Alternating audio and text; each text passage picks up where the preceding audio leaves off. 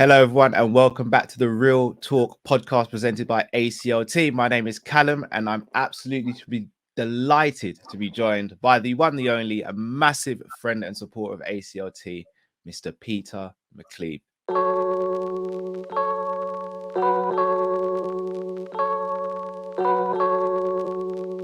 How are we doing? You well? Thank you once again to invite me onto your podcast.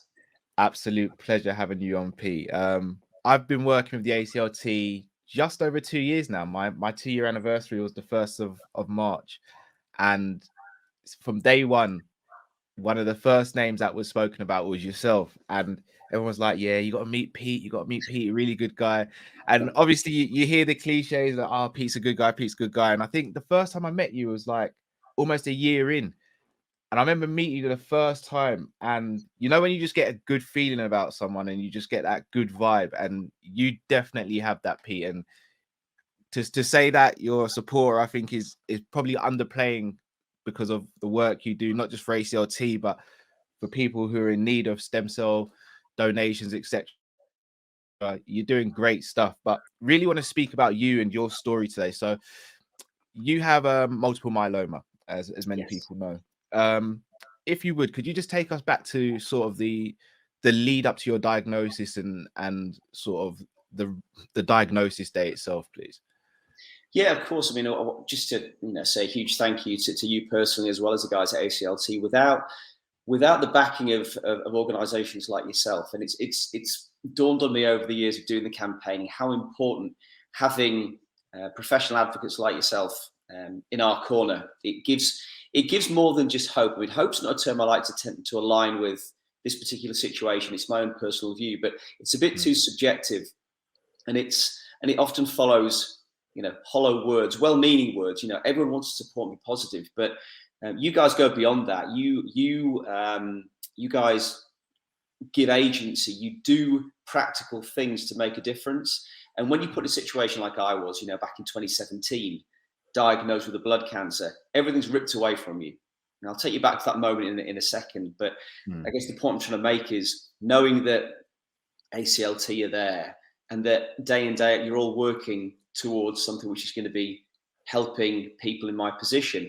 That's more than just hope. That's practical. It's out there in the world. It's making a difference. And 25 years into the work that you guys do at ACLT, it's phenomenal what's been achieved. I mean, for me personally, nothing special here on this side of the screen. Very lucky. Got a wife, 2 kids. Had a good career. Still have a good career. And nothing what you would say is particularly out of the ordinary. And then 2016, I was busting my backside training for a triathlon, and came with all the commitment to 5-6 days a week training, early starts, late finishes. But I was loving it. It felt good. I was improving what I thought was health wise. And then September 2016 came. I ran the race in Wales. Really loved it. Felt great. But then I remember getting to the finishing line, and it was quite odd because you spend 6 months of your life literally committed to training for this big event. And I remember running down the red carpet, and in my head I'd always had this view of it's going to be amazing. I'm going to feel elation. It's going to be fantastic. And I remember crossing the finish line, and I felt absolute emptiness. I didn't feel that elation I thought I was going to feel. And what dawned on me then, and the reason why I'm saying this is because it's in a strange way prepared me for what the last 5 or 6 years has thrown at me. It realized, in hindsight, that it wasn't about the race. The race was the end goal, but it was all about the process. It was about the progression and feeling. I could see the progress. I was getting better at the swim bike, at the run, and I was feeling what I thought was pretty good, bar the odd ache and pain and various little things. But then fast forward 2 days after the race, not celebrating and eating loads of cake, I found myself in hospital with a bit of a heady concoction of pneumonia, sepsis, and Legionnaires, which was very unexpected. And I've got vague memories of it. It's funny what the mind sort of like, it pushes to one side. I've got vague memories of that. I remember leaving the hospital and assuming I was going to move on to next race season 2017. Didn't play out that way. Over the subsequent 4 months post getting out of the hospital, I was not progressing in the way that the doctors expected me to, and ultimately led to me being sent for a CT scan, full body CT scan. And I always just thought they might find some kind of, because it was pneumonia, maybe a bit of damage to the lung. And they did. They saw this shadow across one of my lungs. And under further investigation, they started to see pock marks across my entire skeleton. So skull, shoulder, all bones. It looked like Swiss cheese. I remember looking at this thing thinking, what is going on in there? I mean, I'm no expert in that, but I do know you shouldn't be having these funny lesions everywhere. A couple of blood tests later, and I remember driving home. I was coming back home from Chester, and I know exactly where I was when I got the phone call, because it's like Pavlovian connection. Whenever I drive past this lay-by, it takes me back to that moment. Yeah. And they said, you need to come into the GP surgery now. We need to talk to you. Me being me, tried to fob them off, had other stuff to do, but they were very insistent. So straight down the surgery, the doctor sits me down and was quite direct about I had something called myeloma. Now, having never heard of this, meant nothing to me. And I just thought, okay, back in hospital, more antibiotics. Do I go train harder? What do I have to do? And I remember the look on his face, because it's I think they must train doctors to do this. It's a certain look that only a medical professional can deliver. It's very stony faced. And he explained to me myeloma was a blood cancer, that it was an incurable blood cancer. And by the looks of it, I had quite an aggressive form of it. At that point in time, life as was ended in a very strange way. It was, I've explained this a load of times, but it's like someone puts a goldfish bowl full of water over your head. I remember just going into a zone of, sort of shock, really. Got out of that room as quickly as possible, had to go find Jen, my wife, to explain to her what was going on. And then it was just Dr. Google. Don't do it. I was straight on to Google. It's the worst thing we do, isn't it?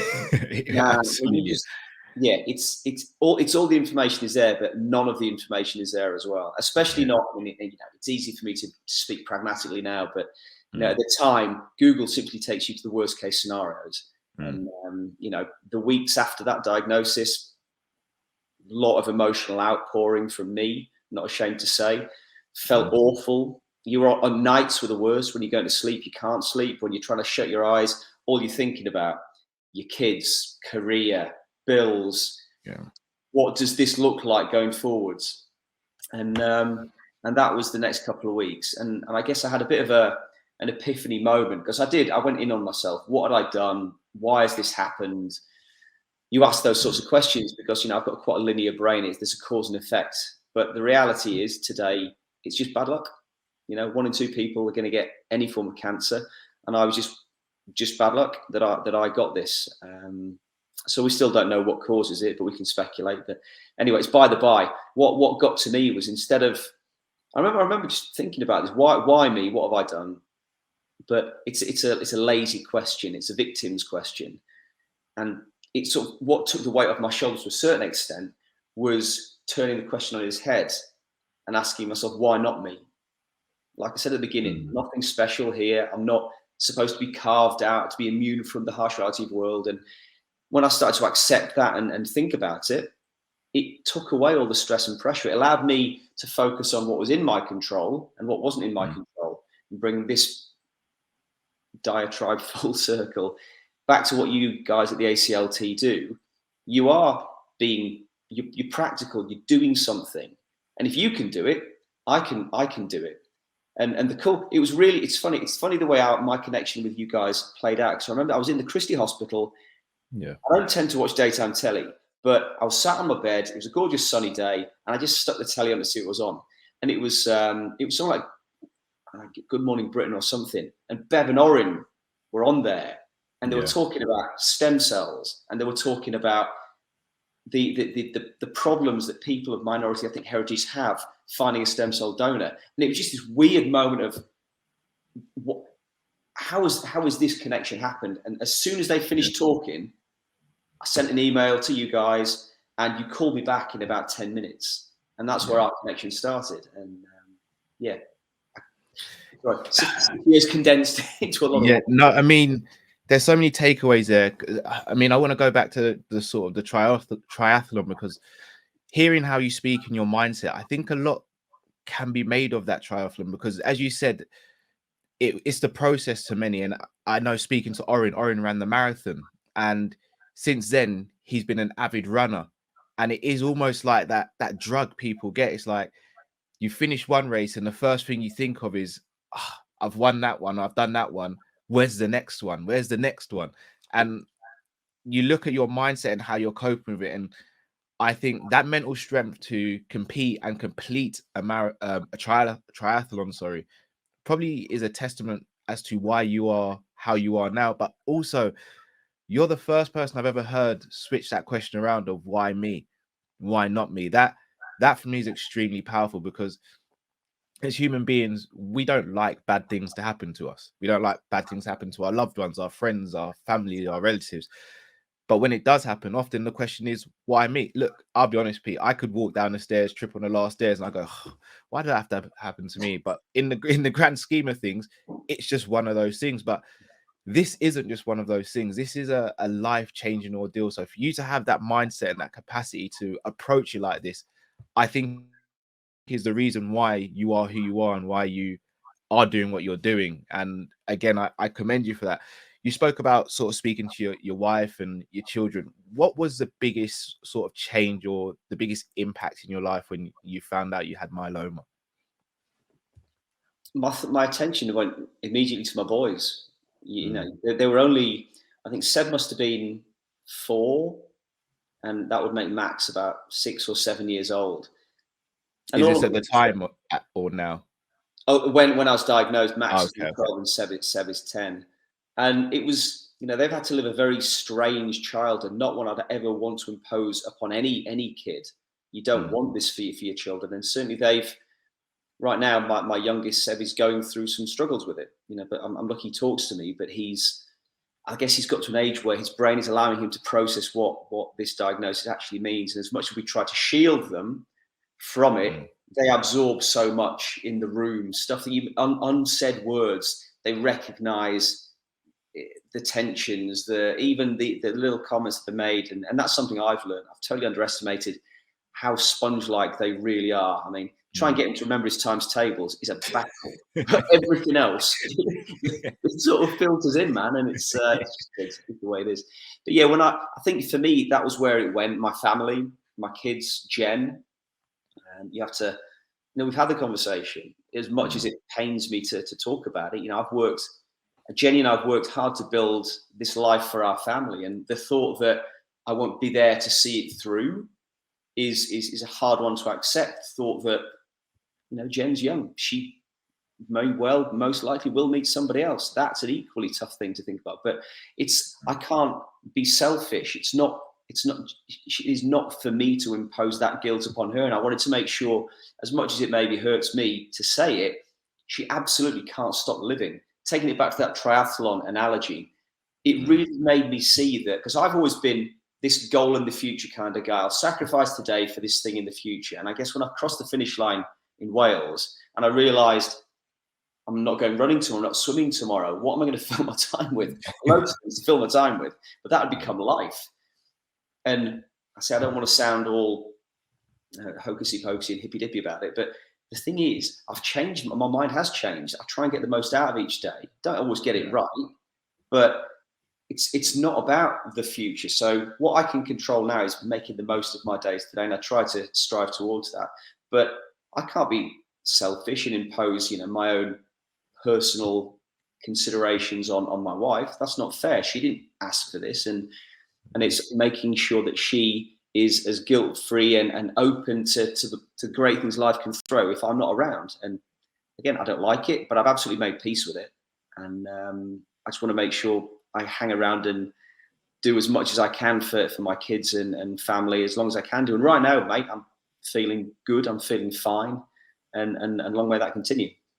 Absolutely, long may that continue. Very humbling what you just said there, Pete. I think a lot of people who have families or loved ones can relate to what you just said. Well, not fully relate, but can relate to what you said in terms of being selfless and looking at the now and the future.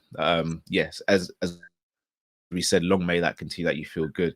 We are going to slightly change subject now, and we're going to speak about your campaign that launched a few weeks ago, God for Yeah. Good. Can you tell the people a bit about the campaign, please, bro? I can. So this is we've run a bunch of different campaigns under the 10,000 donors banner over the last 5 years, and been a lot of fun stepping into this world of campaigning and marketing and stuff I've never really done before. And I've learned an absolute ton of stuff. It's been a real education for me. But the one thing I noticed was, with all the things that I've done in the past, you tend to get a spike of interest and then real world kicks into people. Totally natural, no criticism. That's the way it is. But I had to try and do something which was a bit more sustained. And I've been so lucky to have the backing of ACLT. I mean, you guys have been fundamental in pulling together some of the high level celebrity names, opening doors for us to have conversations before we could launch. And that is not lost on me. I'm not just saying that because you and I talking, Cal. That is not lost on me. But what I wanted to do was try and build a campaign that was more slow burn over the course of 12 months, and alongside ACLT, alongside digital marketing agency called Woven, who've committed their time to the campaign. It's fantastic. And lots of other people, patients who've given us their stories, people who are giving their time professionally to help us build this campaign. It's the deepest project I've worked on so far, with a view to being strategic in its scope. So what we want to do is have a sustained conversation around stem cell registration, but not just broad brush everybody. Of course, I want everyone who can and who's willing to register, but there's something which is fundamental to what ACLT do. It's why Bev and Orin started ACLT 25 years ago, through their own personal tragedy, but they identified straight away the health inequality in access to this technology. Right now, stem cells can save lives. That's a fact. But there aren't enough people on the register, so it's purely a numbers game. But if you are from a minority ethnic heritage, your family aren't, a couple of generations white Caucasian, your access to this life-saving therapy, it drops significantly. And although the numbers can be debated, right now, if you're white European, you've got north of 70% chance of finding a match today. Anybody else, at best, and I suspect it's probably less than this, you're skirting around 30%, and that's today. And that in itself is a stark reality. I mean, there are so many conversations going around inequality, and I don't profess to have walked in the shoes of people who've truly been exposed to these inequalities in the past, because I don't look, like someone who is of a minority ethnic heritage. I've not been exposed to those things, but it just goes to make a mockery of the whole judging people on the way they look, because within this particular world, you scratch beneath the surface, and genetically, I'm something very different, and you suddenly find yourself walking alongside people who have been exposed to these inequalities for years, and you're trying to understand how the hell has this happened. But it's one of those things that God for Good is designed specifically to talk about this sort of stuff. It's not right that people's lives are being lost because they're not represented on the stem cell donor registry. So what I'm trying to do is piggyback on the great work of ACLT and try to, use whatever efforts I can apply to this conversation to raise awareness, to get people to understand that right now we can help each other. Forget all your differences, and I sort of say certain things over and over again unashamedly, but cancer doesn't care. Cancer is indiscriminate, and that's why we all need to be indiscriminate in fighting this. And no one else is going to do it for us. ACLT exists, and we're, thank God that you guys do what you do. But really, it's upon all of us to try and help one another and do something. And God for Good is all about raising awareness, keeping the conversation going, getting the message in front of people, front and center, through traditional media, online media, and hopefully cutting through a lot of the chaff and the noise and showing how something as simple as a cheek swab can help save someone's life. And it is that simple. It is that easy. I know you guys live and breathe this day in, day out, but it amazes me how few people really know about it. And that's what God for Good is all about. We've got, through you guys and through some of the connections I've been lucky enough to make, we've got some amazing celebrity backing. So we've got recognized, credible people who believe in what we're talking about. And that carries weight and gravitas. And that's what God for Good's all about. It's just letting people know what they can do to help save their fellow woman and man today. Precisely. And as you said, you've got great celebrity backing such as Alicia Dixon, Trevor Nelson, Marsha Thomas. So again, really good stuff. Also, I will ask though, the name God for Good, who came up with that? Because I think it's genius. I really do. It's catchy. I like it. So I won't profess to have come up with that myself. That was the guys at Woven. They're a marketing agency. They're the creative ones, and it really has sparked some debate. It's a bit Marmite. Some people like it, some people don't like it. But that's precisely where we need to pitch this. It's supposed to engage you, whether you like it or you don't like it, and it's supposed to spark that conversation. But it's punchy, it's short, and hopefully it just cuts through. You know, it's. I guess it's kind of a, I don't know, a simple language that's going to land with anybody of any, you know, wherever you come from. You're going to engage in some way. It's a visceral thing. So I like it. It's kind of, that's my, you know, it's the way my brain works. And so I guess the guys at Woven sort of tapped into that quite early doors. But it's punchy, it's direct, and it is landing. I mean, in the first 3 weeks alone, we've got north of £35,000 in. And a few thousand new registrations. It's brilliant. The job I have now is to make sure that's sustained, that we keep doing this. And so in 12 months' time, you and I can sit down and say, we hit our financial targets. And all the money that is being siphoned to ACLT and the other two sister charities, it's only been spent on running projects that are going to help bridge this health inequality. That is a promise, a cast iron promise I'll make to each and every one of you. That if you donate a penny, a pound, £10, whatever it is, that money will only be spent on projects that, you know, the ACLT lead the way in championing. You guys have been doing this for 25 years, and I just want to make sure I try and give that back to you. And I'm not saying that in a mushy way, but it's all well and good me, you know, running these campaigns, but I can't do it without the support of the likes of ACLT. And it's on me to make sure I contribute to that in some way, and this is hopefully what I'm going to do, because we're aiming for £50,000, and we're already on target for that. We really are. But imagine what you guys can do with that, the doors you can open, the projects you can run, and the more and the registrations you'll get on the back of that, the lives that are going to be saved. It's linear, it's simple, but it works. It's proven. Completely agree. I think the one thing that you said there that I do disagree with, though, Pete, is that you have to do this. It's not just for you.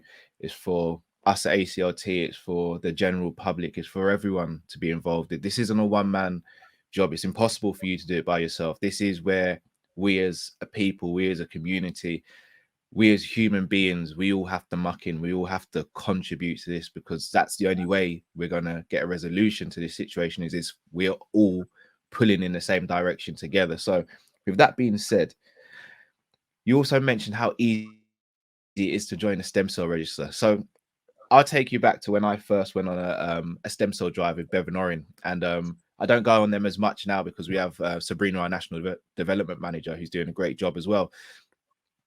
I remember Orin and Bev talking in front of hundreds of people, and I'm sitting there and they're going through the story of Daniel and their personal story, and I'm sitting there thinking, one, how are they even able to do this? Because I'd crumble if I had to do this. But then it's when you get people who say, I'm not doing that, and you think to yourself, why aren't you doing that? What is the reason? And that for me was the hardest thing to get my head around when I started working with ACLT. It wasn't we need to achieve this amount of people to sign up to stem cell donor register or blood donation register or organ donor. It was the pushback from everyone saying, why should I do that? And it was like, if I feel like that, how does that make you feel? What would your message be to someone who has that pushback? I guess my mindset that's changed over the years of campaigning. And obviously I would love everyone to say, yes, we're going to register. But there are so many different conversations that shoot off from that. So when someone says they don't want to, that for me is a great opportunity to try and go and say, okay, what is it that is putting you off? And there might be some legit reasons. Could be a health reason, could be any number of different things. But often there are, there's just a lack of education, which is nobody's fault. And I'd be a hypocrite if I was sat here today saying I've been doing this for years. Bearing in mind, I only started doing this when I came out of the hospital in need of a stem cell donor. And that I didn't know enough about it either. So there is an education point there. I don't strong arm anybody into registering. I'd love them to, but the reality is everyone has a choice to make. And I get to the stage where, as long as if people are giving me their time, or giving us their time to hear us out and to listen and to talk about it, I'd rather they make a proactive and educated decision to say no, rather than just saying no and walking away and basing it on hearsay or what they think this is all about. All we can do is draw them towards the conversation, draw people and answer their questions, and then it is on them. I think that's fair. I think it's fair. I hate to bully and browbeat someone into doing this with guilt. And again, I didn't used to think this. You know, I've had plenty of conversations where people said, no, I don't want to because I'm scared of needles. And that, to me, bearing in mind, I get zapped with stuff, you know, every other week. I still hate needles. I hate needles. But I guess I can't stay angry at people as because everyone has a choice. You know, we live in we're lucky to live in a society where we do have choices, and I absolutely respect that. So if people are willing to listen, that for me is enough.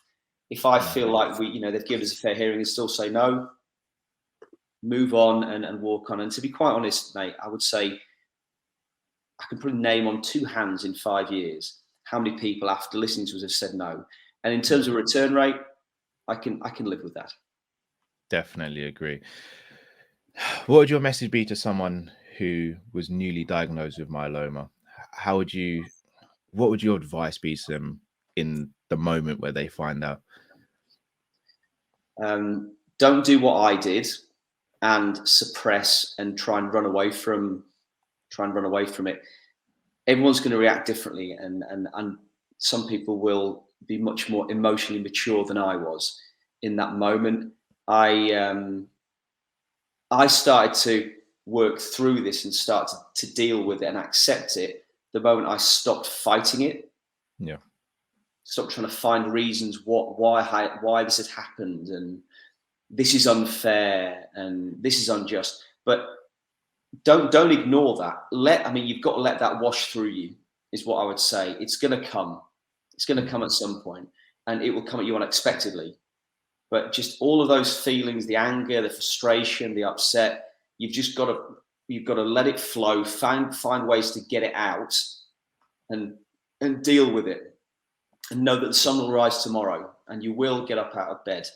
The chemotherapy is not going to be nice. You are going to get put through the ring with these sorts of things. And unfortunately, no one can tell you what you really want to hear. That being, it's going to be okay.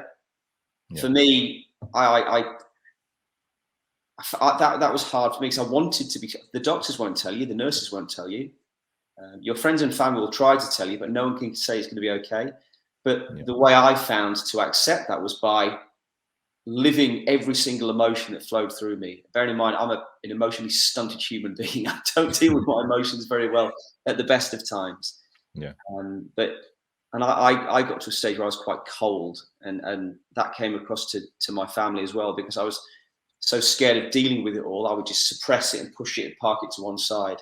But it always comes back, and it always comes back to bite you. And I think I started to progress when I, like I said to you, accepted I'm not special, that it's here, and I've got to try and get the most out of each day. And I'm only going to get the most out of each day if I recognize these feelings and I accept them for what they are. I might not like feeling bad, but we're given those feelings for a reason. And that, it's difficult to give advice because everyone's really different, but you can't, it's not going anywhere. You can't run from it. And you've just got to, every single moment of the day, find a way to process it, and then go have a cup of tea and start again. I hear you. I hate to disagree with you again, but you keep on saying you're not special, but Pete, you are. I'm just gonna, you are a special individual, a special human being. So before we wrap this up, where can people learn more about God for Good, and how can they support this campaign?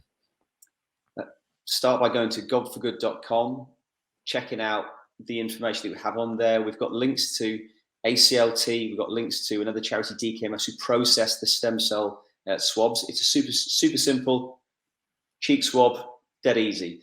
But there is, I'm not ashamed to say, there is a financial element to all the work that ACLT and DKMS do. And if you've got a few quid knocking around, as I say, go to godforgood.com. You can donate through our Just Giving pages. I just want to mention our third beneficiary here, though. Now, the work that ACLT and DKMS do are saving lives today. everything that you guys do when you're running your projects, you're doing your educationals, you're getting people registered, that's getting more people on the stem cell donor registry today to save lives today. The other angle to the Gob for Good campaign is aligning with Newcastle University. They need £50,000 to mobilise a research project into the genetic underlier of blood cancer, myeloma being a specific one.